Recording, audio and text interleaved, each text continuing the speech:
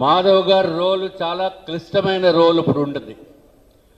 ఇందాక ఆదినారాయణ రెడ్డి గారు చెప్పినట్టుగా భారతీయ జనతా పార్టీ గనక కూటమిలో కలిసి ఉండకపోతే పరిస్థితులు ఏ విధంగా ఉండేయో రాష్ట్ర ప్రభుత్వానికి తెలియాలి.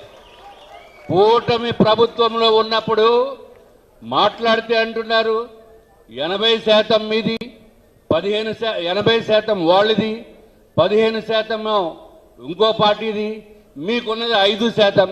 ఏందయ్యా 5%? What is this 5%? This is ridiculous. It is ridiculous and I appeal all the leaders and నూతనంగా పార్టీ బాధ్యతలు స్వీకరించిన మాధవ్ గారికి తప్పనిసరిగా ఈ 5% మల్టీ ఫోల్డ్ కింద తీసుకుని వెళ్ళవలసిన బాధ్యత మాధవ్ గారి పైన ఉంది. అట్లాగే రానున్న ఎలక్షన్స్ లో సంవత్సరం కాలంలో corporation elections, local bodies elections వస్తున్నాయి. దాంట్లో కూడా మీకేదో ఇంతే ఉంది, మీకు 5% ఇస్తామంటే కుదరదు.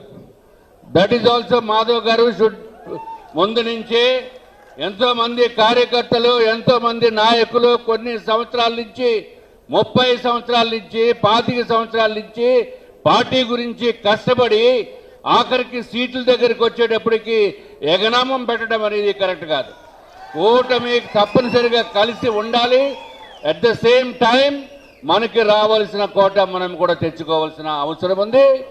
దానికి పూర్తిగా మాధవ్ గారికి పూర్తిగా సహకరిస్తూ మేము చేయవలసిన కార్యక్రమాలు కూడా చేస్తామని చెప్పి తెలియజేసుకుంటూ నాకు అవకాశం ఇచ్చిన పెద్దలందరికీ కూడా నమస్కారాలు తెలియజేస్తాను.